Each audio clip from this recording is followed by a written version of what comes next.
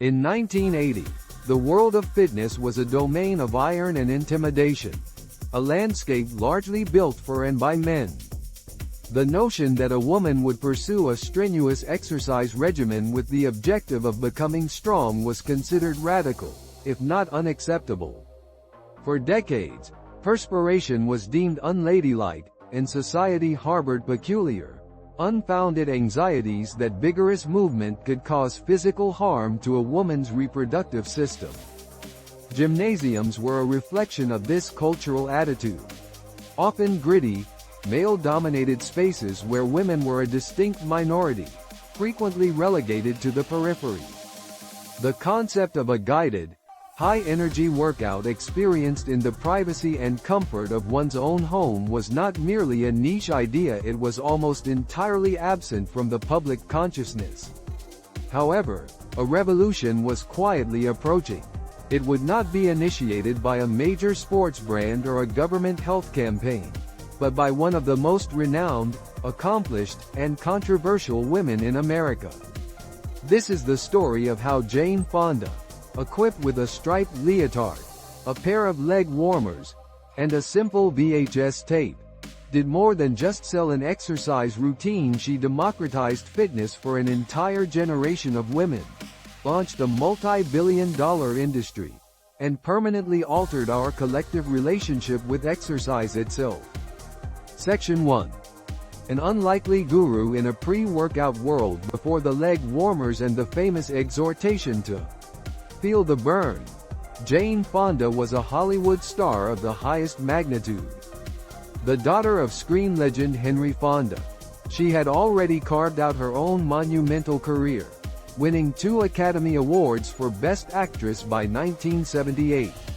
Yet, her public identity was equally, if not more, defined by her passionate and polarizing political activism. Fonda was a prominent and visible opponent of the Vietnam War, a champion of civil rights, and a supporter of the Black Panther Party. A 1972 trip to North Vietnam earned her the deeply divisive moniker, Hanoi Jane, and positioned her at the epicenter of a furious national debate. To many, she was a brilliant artist and a courageous activist. To others, she was a traitor.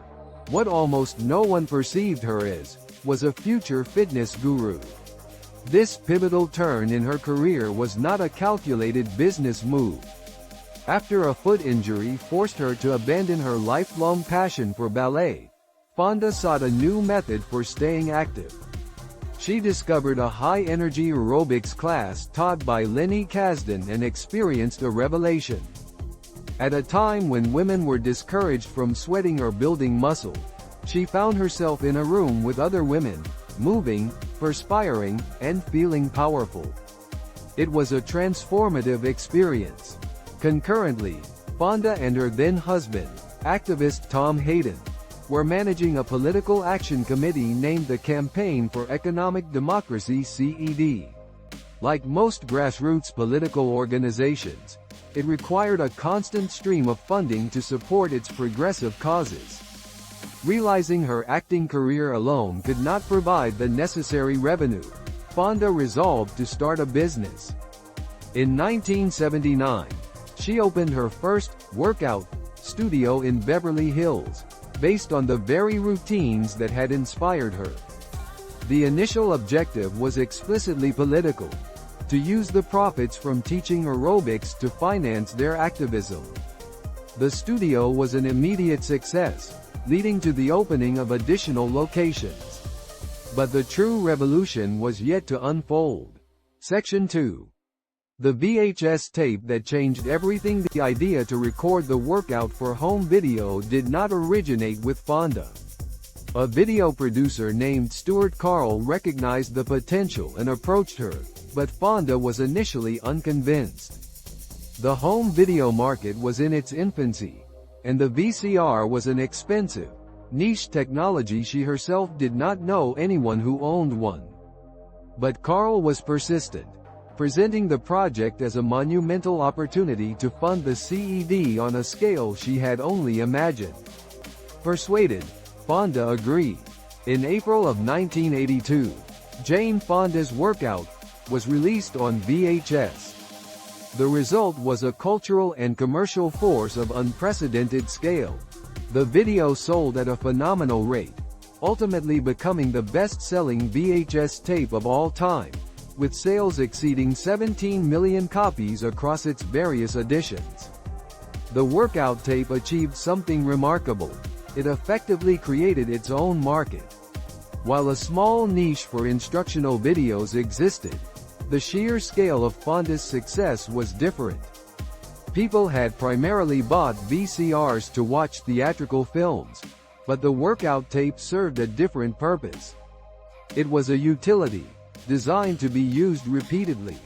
Jane Fonda single-handedly provided millions of consumers with a compelling reason to purchase a video player, dramatically accelerating the technology's adoption and proving the existence of a massive direct-to-consumer market for instructional content. The impact on women was even more profound.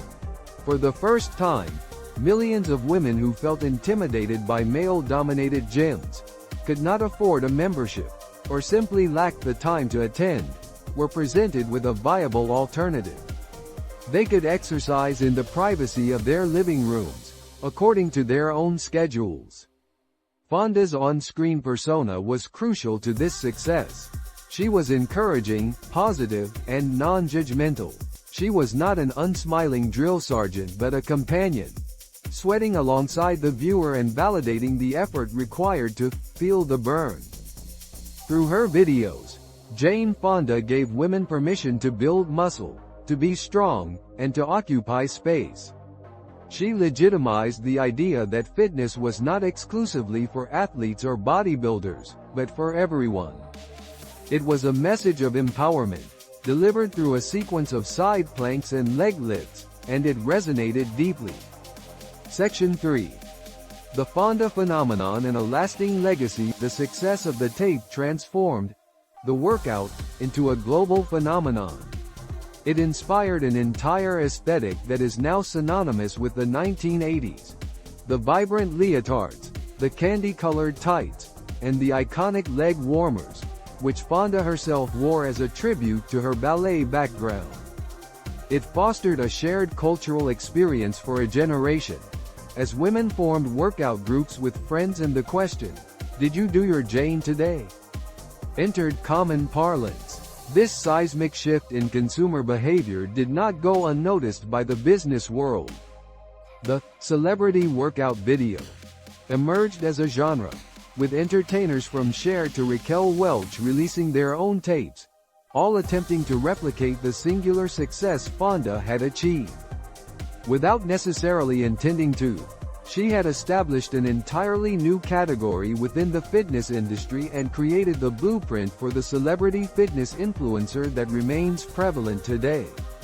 An entire ecosystem of fitness instructors, studio owners, and apparel companies flourished in the wake of her success. For Fonda, the workout's triumph had a fascinating effect on her public image. While her political activism never wavered, the workout tapes presented a different facet of her persona to mainstream America. She transitioned from being seen primarily as a polarizing political figure to a more relatable and inspiring wellness authority.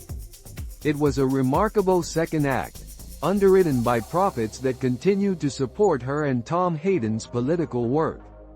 Yet, the most enduring legacy of Jane Fonda's workout is the fundamental shift it produced in our collective mindset.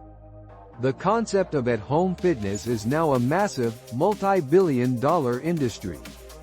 From the DVDs and 24-hour fitness channels of the 1990s and 2000s, to the modern explosion of YouTube fitness channels, subscription apps, and high-tech connected equipment like Peloton and Tonal, nearly every facet of contemporary home fitness can trace its lineage back to that one VHS tape.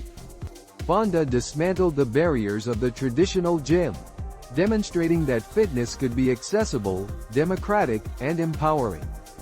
She converted exercise from a niche activity for a dedicated few into a mainstream cultural practice for the many, particularly for women who had been largely excluded from the conversation.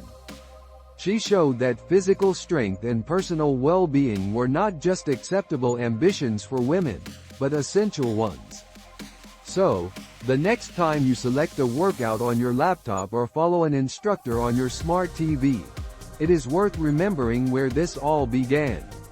It began with a Hollywood icon seeking to fund a cause, a fledgling technology in search of its defining purpose, and a generation of women who were ready to move. Jane Fonda did not just teach aerobics, she launched a revolution from the living room floor, and in doing so, she changed the way we exercise forever.